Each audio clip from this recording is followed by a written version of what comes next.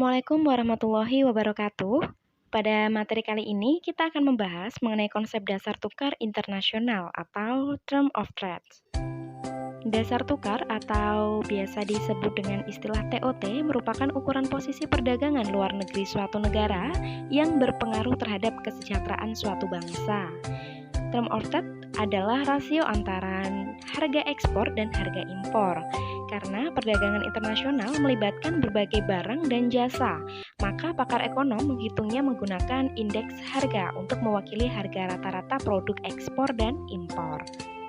TOT adalah salah satu indikator kesehatan ekonomi dalam sebuah negara, terutama terkait neraca pembayaran. Jika harga ekspor sebuah negara naik lebih tinggi daripada harga impor, maka negara tersebut memiliki term of trade positif. Namun sebaliknya, apabila harga barang ekspor relatif lebih rendah dari harga barang impor, maka posisi tersebut tidak akan menguntungkan atau memiliki term of trade negatif. Lalu dampaknya apa terhadap perekonomian? Dampak TOT pada perekonomian yang pertama adalah jika TOT naik bisa membeli barang impor lebih banyak, yaitu tentunya produk impor yang tidak bisa diproduksi di dalam negeri. Kemudian yang kedua, jika naik bisa menekan import inflation dari barang yang diimpor. Dan apabila turun bisa menurunkan standar hidup di sebuah negara, terutama negara yang sedang berkembang. Faktor-faktor yang mempengaruhi TOT di sini ada 3. Yang pertama adalah nilai tukar. Ketika mata uang dalam suatu negara terdepresiasi, maka daya beli mata uang akan lemah yang akan menyebabkan barang impor akan relatif lebih mahal. Sehingga akan lebih banyak mengeluarkan uang dalam membeli suatu barang. Dan akibatnya term of trade-nya di sini akan turun. Yang kedua adalah kualitas dan kuantitas produk, yaitu selisih antara barang mentah atau biasa disebut dengan komoditi yang diekspor dan barang jadi atau dikenal dengan barang manufaktur yang diimpor. Untuk lebih jelasnya nanti akan kita bahas. Kemudian yang ketiga adalah tingkat inflasi. Jika inflasi domestik lebih tinggi dari inflasi impor, maka akan menyebabkan term of trade ini ke arah positif. Begitupun sebaliknya. Nah, untuk menghitung TOT di sini ada 4. Ada jenis dari TOT. Yang pertama adalah dengan cara menggunakan Net Barter Term of Trade atau NTT. Yang kedua adalah Gross Barter Term of Trade atau GTT. Yang ketiga Income Term of Trade atau ITT. Dan yang terakhir ada faktor term of trade, ada single dan double. Mari kita bahas satu persatu. Dari yang pertama adalah Net Barter Term of Trade atau NTT, yaitu perbandingan antara indeks harga ekspor atau kita kenal dengan istilah PX, Price Export, dengan indeks harga impor atau PM, dan 100 sebagai indeks tahun dasar. Untuk harga 100 ini apakah bisa dirubah, Ibu? Tidak bisa ya. Untuk rumusnya sendiri adalah NTT sama dengan PX per PM dikalikan 100. Peningkatan nilai NTT menunjukkan perbaikan nilai term of trade. Artinya, untuk sejumlah ekspor tertentu dapat diperoleh jumlah impor yang lebih banyak melalui hubungan harga. Peningkatan TOT ini dapat menimbulkan yang pertama, harga ekspor naik dan harga impornya tetap. Yang kedua, harga ekspor tetap sedangkan harga impornya turun. Yang ketiga, harga ekspor naik dengan proporsi yang lebih besar daripada naiknya harga impor. Dan yang terakhir adalah harga ekspornya turun dengan proporsi yang lebih kecil daripada turunnya harga impor. Mari kita bahas melalui contoh kasus indeks harga ekspor Indonesia di tahun 2018 adalah 162,29 dan indeks harga impor pada tahun yang sama adalah 147,35. Dengan tahun dasar 2010, berapa nilai Net Barter Term of Trade Indonesia di tahun 2018? Oke, penyelesaiannya bagaimana? Kita masukkan saja rumusnya PX per PM dikalikan 100 sebagai indeks tahun dasar. Kita masukkan 162,29 per 147,35 dikalikan 100. Dan hasilnya sebesar 110,14. Nah, ada ketentuan bahwa jika NTT lebih besar dari 100, maka perdagangan dalam negeri mengalami perkembangan sebesar N dikurangi 100 atau TOT positif. Kemudian jika NTT kurang dari 100, perdagangan dalam negeri mengalami penurunan sebesar N dikurangi 100 atau TOT-nya negatif. Maka dari itu, dari contoh kasus tersebut, NTT sebesar 110,14%.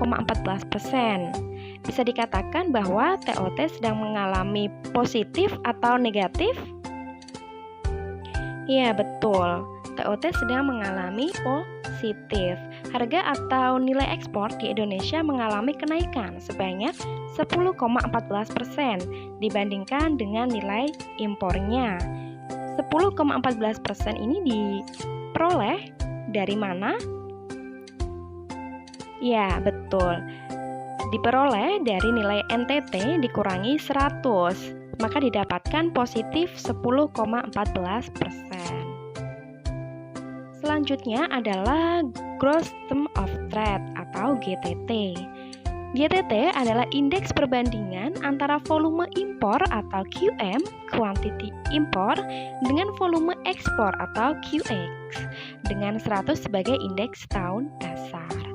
Untuk rumusnya yaitu GTT sama dengan QM per QX dikalikan 100. Jika GTT lebih dari 100, maka volume perdagangan luar negeri dalam posisi tidak menguntungkan. Diperoleh dari nilai 100 dikurangi nilai GTT, dan akibatnya TOT mengalami negatif. Kemudian, jika GTT kurang dari 100, maka volume perdagangan luar negeri dalam posisi menguntungkan. Diperoleh dari nilai 100 dikurangi nilai GTT, dan TOT mengalami positif. Nah, dari hal ini, kebalikannya dari NTT tadi, kita masuk saja ke contoh kasusnya. Diketahui volume impor Indonesia pada tahun 2018 adalah sebesar 140 ton. Dan volume ekspor pada tahun yang sama adalah 155 ton. Nah, ini bisa terlihat bahwa volume ekspor lebih tinggi dibandingkan volume impornya.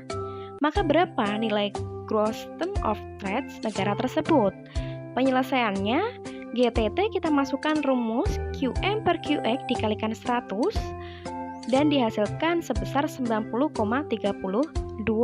Jadi dari nilai GTT tersebut, TOT mengalami positif atau negatif? Iya, betul. Jadi TOT di sini bernilai positif. Volume ekspor negara Indonesia dalam posisi menguntungkan sebesar 9,68%. Ini diperoleh dari mana? Iya, betul. Ini diperoleh dari nilai 100 dikurangi nilai hasil GTT. 100 dikurangi 90,32 sama dengan 9,68. Jadi volume ekspor negara Indonesia dalam posisi menguntungkan sebesar positif 9,68%. Jika Indonesia ternyata hanya atau lebih banyak mengimpor produk manufaktur dan mengekspor komoditas, apakah angka 9,68% itu masih menguntungkan? Nah, hal tersebut adalah kelemahan dari GTT yang tidak memasukkan indeks harga. Dalam kasus tersebut memang volume ekspor Indonesia terlihat lebih tinggi dibandingkan volume impornya. Namun apabila memang ternyata Indonesia hanya mengirimkan produk atau barang mentah seperti kayu misalnya yang lebih berat, kemudian mengimpor produk atau barang seperti meja, kursi, dan lain sebagainya.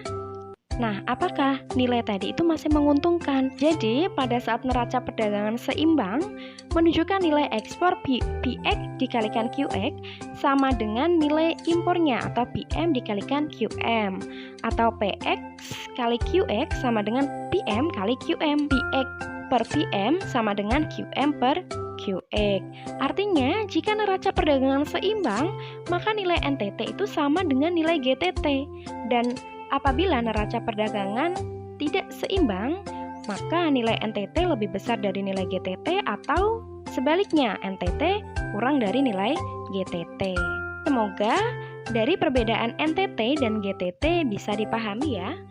Selanjutnya adalah kita bahas Income Term of Trade atau ITT adalah perbandingan harga indeks rata-rata barang ekspor dengan barang impor yang menggunakan angka indeks volume ekspor. Nah, ini gabungan dari NTT dan juga GTT. Rumusnya bagaimana? Untuk rumusnya, ITT sama dengan NTT dikalikan QX, atau ITT sama dengan PX kali QX per PM. Dengan ketentuan bahwa jika ITT lebih dari 100, rasio perdagangan luar negeri dalam posisi menguntungkan karena memiliki kemampuan impor sebesar 100 dikurangi ITT dan TOT mengalami nilai positif. Kemudian jika ITT kurang dari 100, maka posisi tidak menguntungkan sebesar ITT dikurangi 100, maka TOT mengalami negatif. Kita masuk ke contoh kasus. Pada tahun 2020 diketahui indeks harga ekspor Indonesia sebesar 170,5 dan indeks harga impor sebesar 135,5 dengan tahun dasar 2019. Lalu berapa nilai income TOT negara tersebut apabila jumlah ekspornya di tahun 2020 adalah 128 juta ton? Oke, kita bahas. Penyelesaiannya kita masukkan saja untuk rumusnya PX kali QX per PM 170,5 dikalikan 128 per 135,5 dan dihasilkan sebesar 161,06. Nah, di sini angka 161,06 diperoleh bahwa TOT kita sedang mengalami positif atau negatif. Iya, betul, sedang mengalami positif ya. Positif 61,06% diperoleh dari nilai ITT dikurangi 100. Oleh karena itu, bisa disampaikan bahwa Indonesia memiliki kemampuan untuk melakukan tambahan impor sebesar 61,06%. Income TOT dapat menggambarkan kemampuan mengimpor suatu negara atau capacity to import. Kenaikan TOT menunjukkan bahwa suatu negara dapat memperoleh jumlah impor yang lebih besar dari kenaikan nilai ekspornya. Dan kemampuan mengimpor juga karena kenaikan aliran modal yang masuk. Selanjutnya adalah faktor term of trade. Faktor term of trade adalah nilai dasar tukar bersih yang diukur dengan produktivitas produk yang diekspor atau yang diimpor.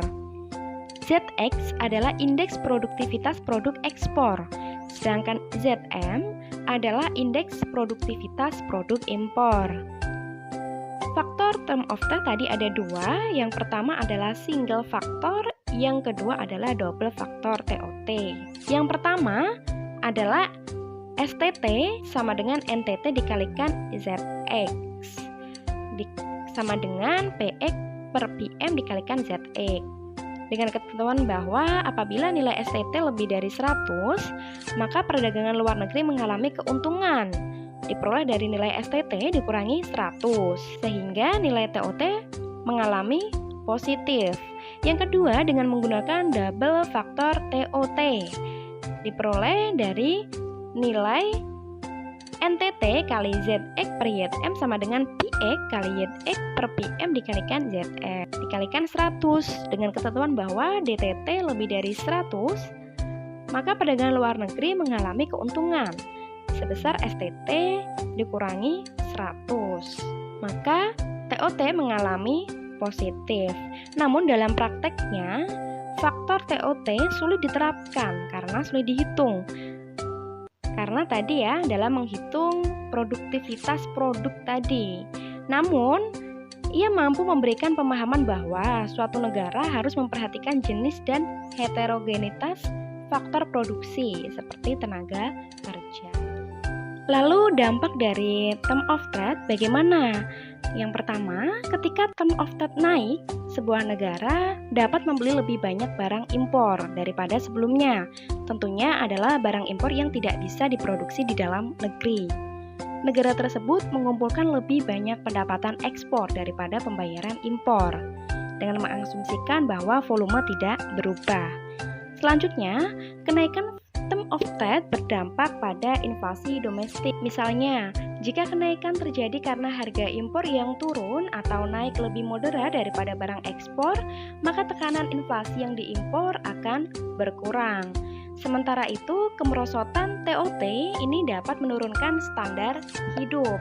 Negara-negara berkembang biasanya rentan terhadap masalah tersebut.